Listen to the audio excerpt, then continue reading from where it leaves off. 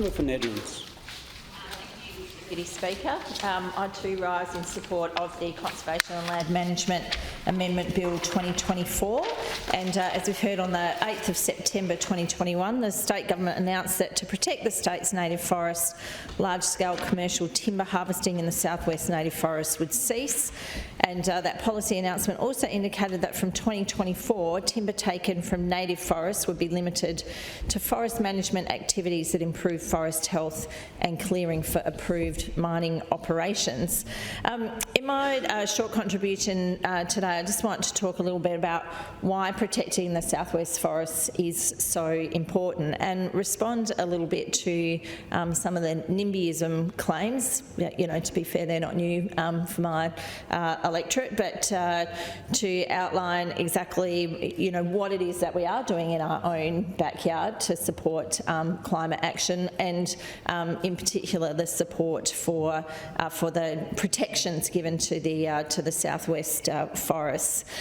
So we know that they're important for biodiversity, for conservation, for recreation, for tourism, for industry, for water supply and cultural heritage. And our forests are managed in such a way to support all of those different uses and those features. But what we do know is that the ever-increasing impact of climate change has meant that the importance of maintaining biodiversity, of maintaining forest health, the need for carbon capture and storage and declining timber yields means that it's absolutely essential that we act now, and we act in a coordinated and a cohesive manner to protect WA's forests. It's absolutely critical in the fight against climate change. They store, as we've heard, approximately 600 million tonnes of carbon dioxide equivalent, or roughly 116 years' worth of annual emissions for every car in Western Australia. And nationally, deforestation has seen an estimated 50 million trees bulldozed in Australia annually, leading to the deaths of 70 million native animals. So when we protect our forests, we protect it for all of those community needs, but we protect it for all creatures, great and small. And we enhance and improve our biodiversity and decrease the risks of adding more and more native species to our endangered lists as well. And as I indicated, the changes that we've made to how we manage and protect our forests has very significant support in my electorate. They're very, very concerned about the impacts of climate change. It's probably one of the key issues that comes through my office. They're very interested in the collie just transition.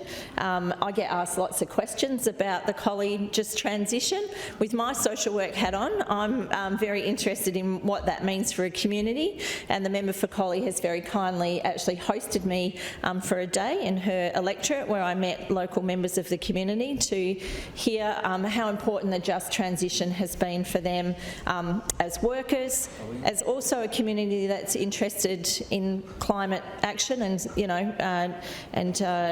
holding back the impact of climate change. So as workers, as a community, and the push to renewables. What they're not interested in is nuclear energy, it has to be said.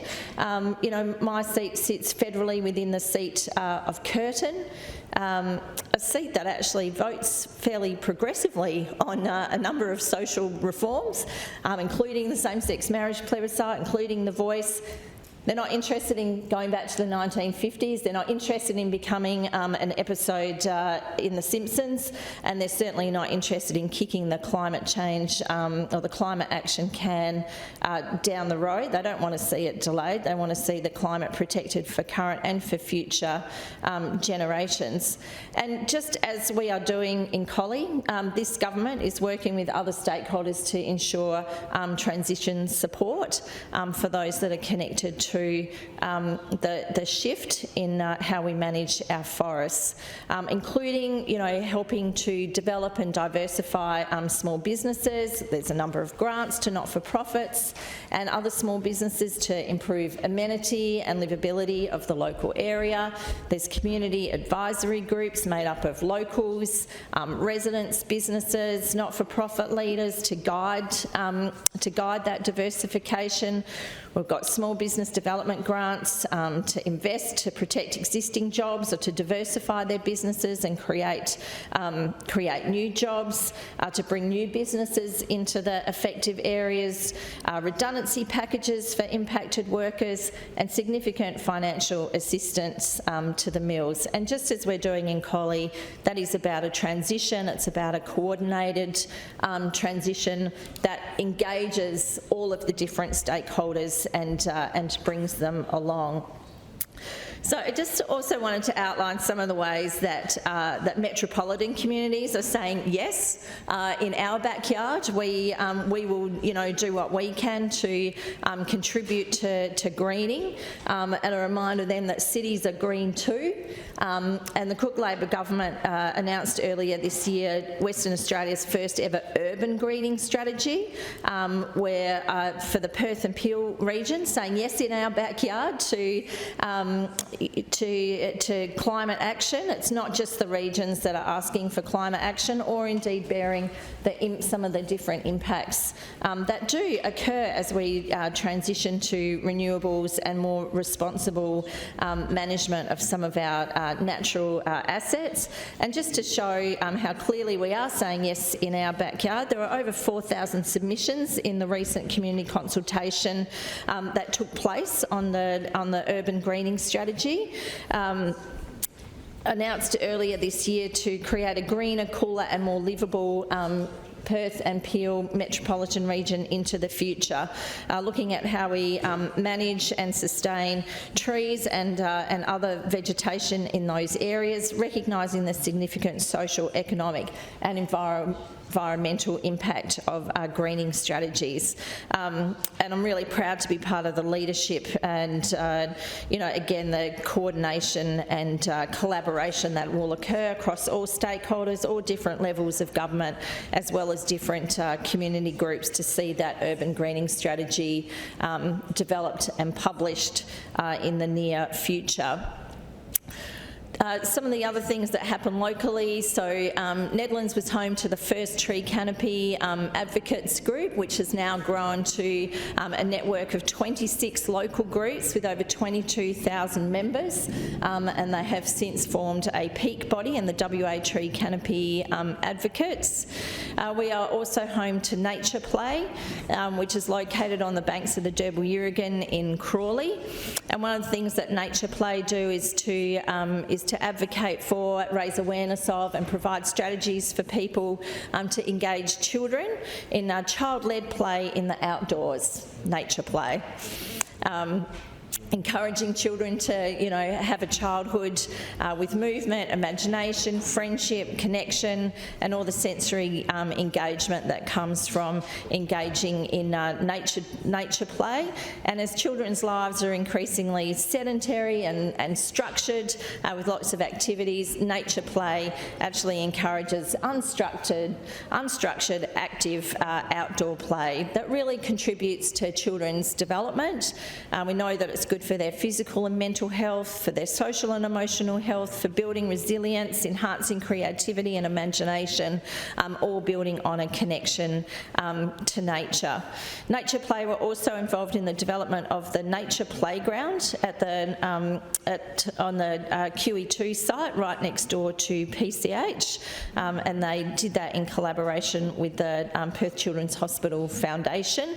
Again, recognising the many benefits of engaging with nature, the health benefits in particular for children who are hospitalised, the family benefits for the siblings and the parents of those sick children who are in hospital. Similarly, the PCH Foundation were involved in building the Coolangatta Bridge, the kids' bridge that connects PCH to Kings Park. Again, highlighting how important nature is to our physical and mental health, and continuing to highlight the work of the PCH Foundation, but more importantly the role that nature plays in all aspects of our lives. The building of the hospice, the first ever children's hospice for Western Australia, embedded in nature. So built surrounded by bushland, overlooking the ocean, in all these different ways, the important role that nature, including of course our forest, plays in our most meaningful moments.